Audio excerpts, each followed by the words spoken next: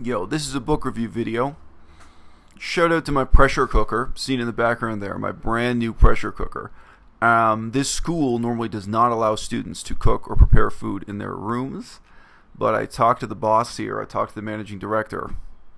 She's also vegan, and she made an exception in my case.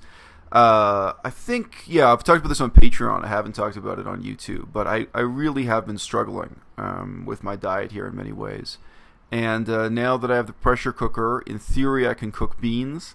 Lately I've been cooking a type of grain. It's called Job's Tears. It's a high protein grain, about 4 grams of protein to 1 gram of fat. Hopefully that's going to make my life here a little bit easier to endure. The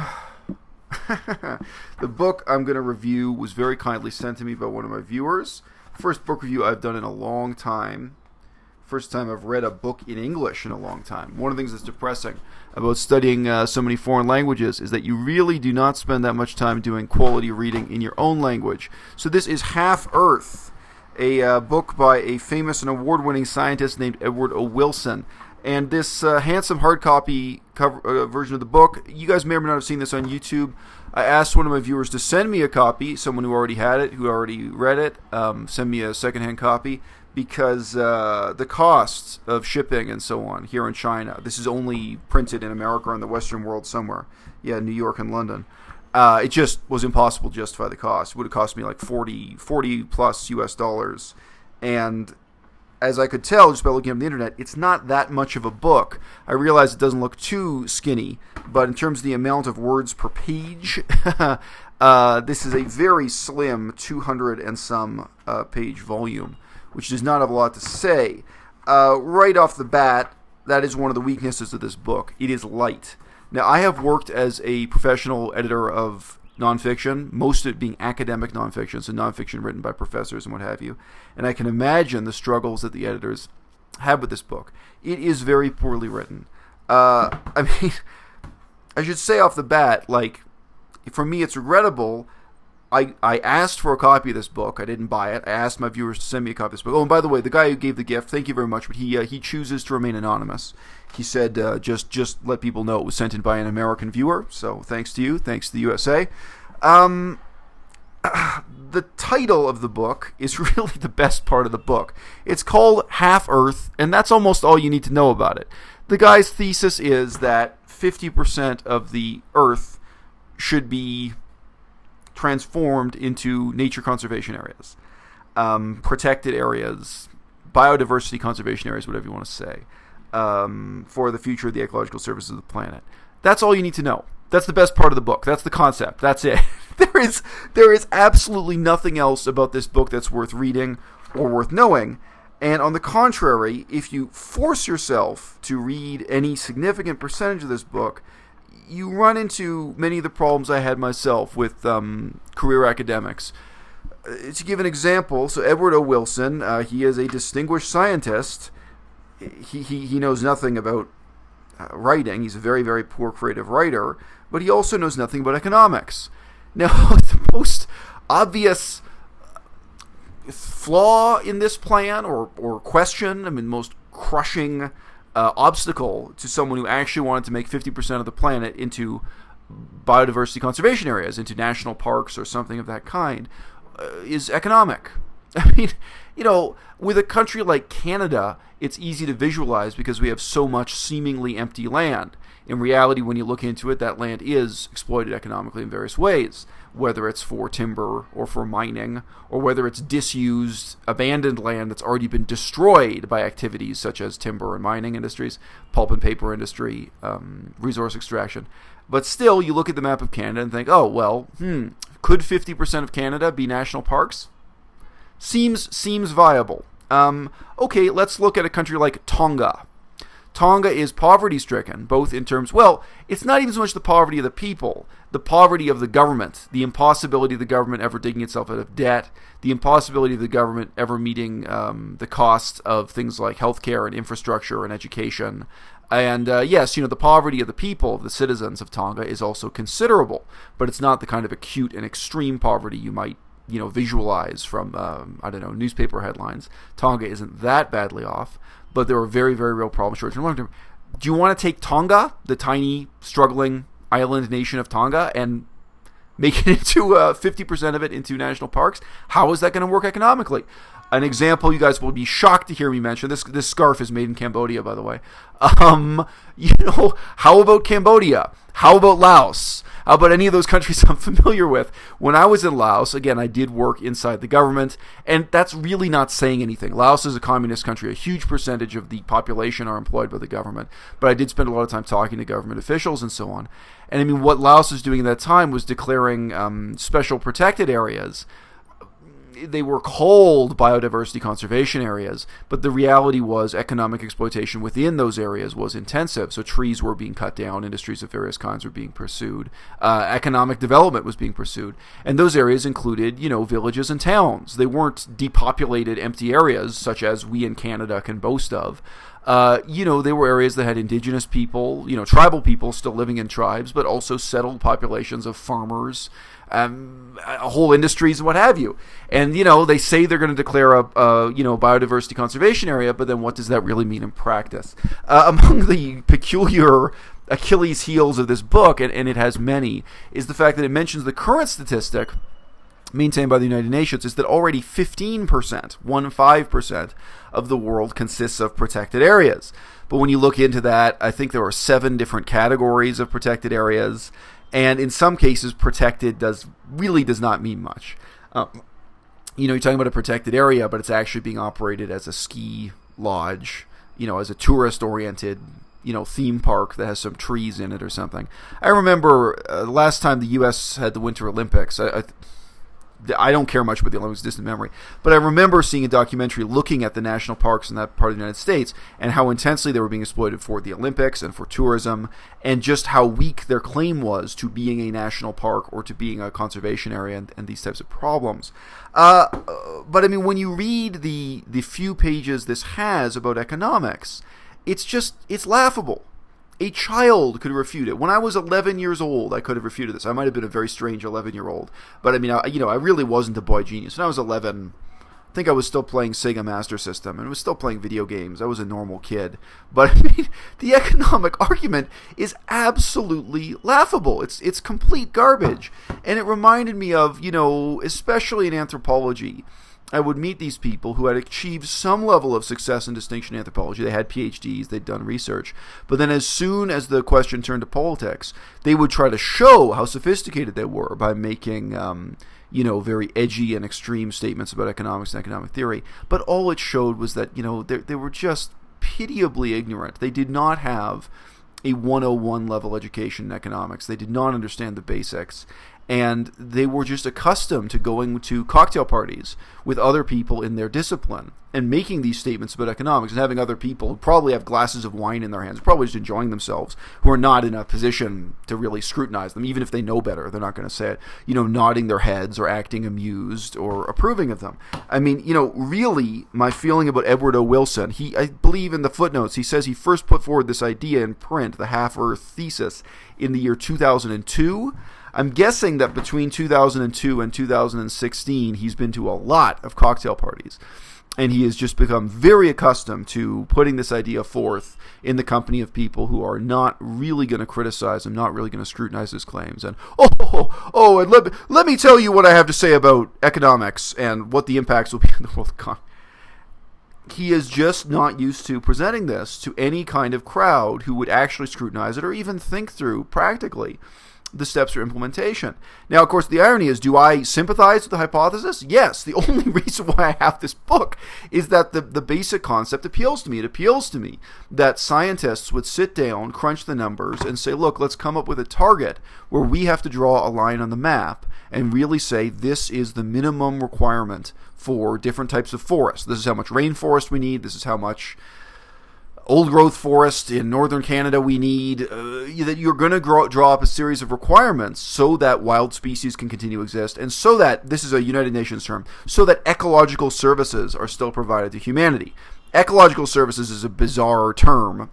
It is heavily used by the United Nations, but the point is that if we don't have enough forest, existing, then in a sense we don't have enough drinking water, or we don't have the rain cycle. We don't even have enough. Some of the things that happen with soil, forests can be tremendously important for. So actually, again, this is a very United Nations way of thinking about the world, but especially in third world countries that they're trying to assist. Very often, UN programs will try to make up a list of what are the crucial ecological services provided by a certain type of forest, and that may be everything from maintaining the stability of a river system, where you want to prevent soil erosion. You need the forest to hold the land together, down to, for example, forest products, non-timber forest products that indigenous people collect. There may be tribal people who really earn their living from gathering things in the forest. So where I was, rattan, something that resembles wicker rattan was gathered by the forest. All kinds of things are gathered from the forest. Obviously, very unvegan example, fur. If you have fur trappers who rely on wild animals in the forest, if you have people gathering mushrooms that rely on the forest, where you can actually itemize the ecological services. So these are things provided to humanity, such as having drinking water or air to breathe. And then you can try to come up with estimates for how much forest you need to conserve for those reasons. And this, of course, the emphasis is also on how much wilderness and habitat you need to preserve so that the species themselves will remain intact, will continue to exist on planet Earth. There's no point. I mean, Edward O. Wilson is a terrible author. The quality of writing is abysmal. He does not think about what his audience needs to hear and what they don't need to hear. There are many parts of this book where it's just like he's getting into the definition of a term, the meaning of a word, where it's like anyone advanced enough to want to read this book couldn't possibly benefit from this discussion. Not just many of the discussion, many pages are taken up with stuff where nobody who is at the level of interest to read this book could possibly benefit from. He didn't think about his audience or who they are, what questions they're going to ask. And then on the other hand, the really deep problems that are raised by this hypothesis are not dealt with at all, or kind of laughed at and run roughshod over. Economically, I mean, he relies on an incredibly weak comparison to the current and ongoing history of digital technology. So many of you know about this. There are these kind of fashionable statistics of pointing out, on the software side or on the hardware side, how computers are being more and more productive with less and less material. Now, whether that's the computer performing more computational tasks on a smaller and smaller scale, or you actually want to talk about the amount of material, the amount of metal being used, or if you want to calculate it in a more abstract sense in terms of the amount of data being processed in relation to the amount of electricity being used, or what have you. Yes, computer technology is an example of a sector of the economy where you look at just the final product, you can have these seemingly very impressive examples of how the intensivity, the productivity, the amount of output given the same amount of input seems to, with time, double or quadruple or grow exponentially in a very short amount of time. Okay, great, thanks. Yeah, thanks for pointing out the complete obvious, Edward O. Wilson. But we were talking about resource use and habitat conservation, etc. So now let's talk about meat. Do you think that cows are going to become exponentially more productive in this same way? Do you think cows are going to produce more and more milk or more and more beef in the same way that the progress of science has allowed the same amount of metal and silicone and plastic to produce more and more data? It makes absolutely no sense. I mean, there are other critiques of that technology model. I can remember the bad old days of computers. The first portable computer I ever lifted was an Olivetti portable, a solid steel monstrosity, and the exterior was steel that, an elderly person could not lift. It would take, some people use 2 hands to lift this portable computer. And of course it had an old-fashioned monitor, it had 2 disk drives, the true floppy disks, back when floppy disks were actually floppy. It was this horrible monstrosity, incredibly inefficient compared to today's computers in terms of its weight, the amount of materials used, the amount of electricity used, etc. But guess what? The actual productivity of a human being using that computer is remarkably similar to the computers we have today. The computer I have today is much more powerful than the computer that was used to put a man on the moon decades and decades ago. It's so much more powerful. And yet when I sit down and do word processing, when I sit down and write an essay, it's not actually any more productive. The amount of time it takes my computer to start up maybe a little bit quicker, but that's about it. So again, even in a business context, if you say, how much time does it take Edward O. Wilson to write this book, to sit down and type it at a computer with a computer manufactured in 2016 as opposed to a computer manufactured in 1996. The computer itself is more powerful, but that does not really equate to more economic productivity. This is one of many, many aspects. But obviously, if we're looking on a social scale, computers are not a representative part of the world economy. They're a completely unique holotype within the world economy. And the concerns this guy has should be about wood, should be about, if you want to make a table out of wood in the year 2016, and you think about the forest production, the timber production behind that, do you think that has changed dramatically between 1996 and 2016? The productivity involved? In some ways, making furniture out of wood hasn't changed that much in 200 years. In terms of what we rely on, the ecological services, the ecological footprint, the exploitation, etc. Yes, I mean, for one thing, you can just make a table out of plastic. You could in 1996 also. But the economic reasoning here, where he simply says, oh, well, this is how the computer industry is transformed, therefore this is how the whole economy is going to transform, and in the future we don't need to worry about giving up 50% of our land for conservation of habitat. It's totally surreal and totally laughable. Even computers do not really work that way, but the manufacture of furniture out of wood doesn't work that way. And for vegans, the most painful part is ignoring food. Food, clothing, furniture. In terms of ecological impact and the existence of human civilization on the scale of billions of people, these are really the big questions. Computers are simply not the big question for the future of our civilization. And yes, the fact that you have billions of people eating cows and chickens is of such outstanding importance that even if you're not vegan, if you're just someone with a sincere interest in, the future of planet Earth, you have to pay attention to this. So again, this technological,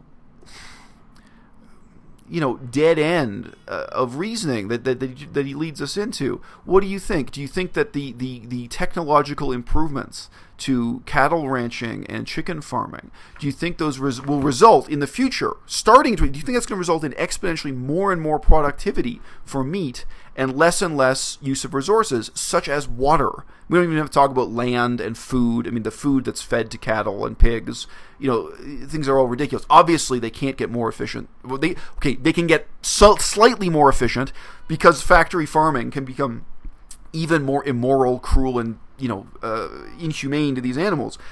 Yes, you can refine the factory farming process to be even more efficient, to feed these animals less, to slaughter them more rapidly, to make them grow more quickly, etc. But I mean, when you add it up on a global scale, there's just no sense in which you can look to the future and think that the production of chicken meat, cow milk, beef, pork is going to, for example, use exponentially less water, exponentially less land, and the use of land includes the land that's currently producing feed for those animals. So this is really offering a kind of dangerous series of technophilic delusions, along with a thesis that, although I sympathize with it, is neither proven nor even discussed in an interesting manner in this book. So for me, even though I'm very strongly biased in favor of this author, I have to regard this as a complete failure. Now, how does this fit into the history of ecology in our times? To me, this is really like a kind of sad appendix to the games that have gone on at the United Nations.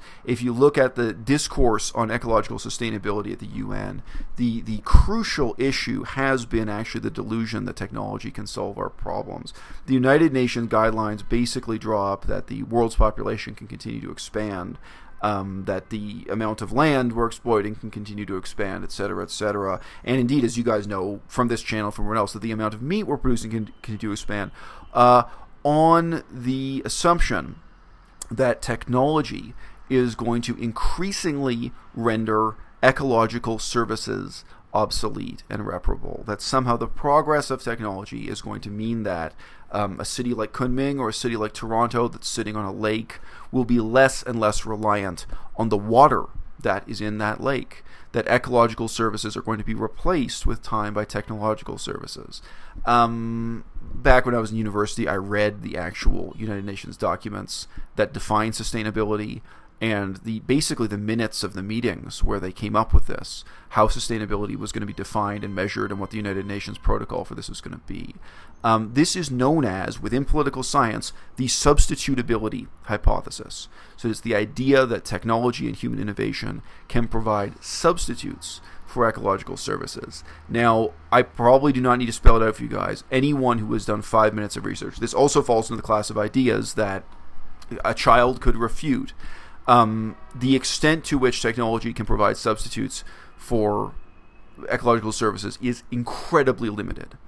Is it possible for human beings to collect their own urine and have a machine that processes the urine so that it becomes drinking water, so that those human beings do not rely on rainfall or lakes or rivers, being fresh, so that Mexico City doesn't have to worry about pumping up water from deep well reserves?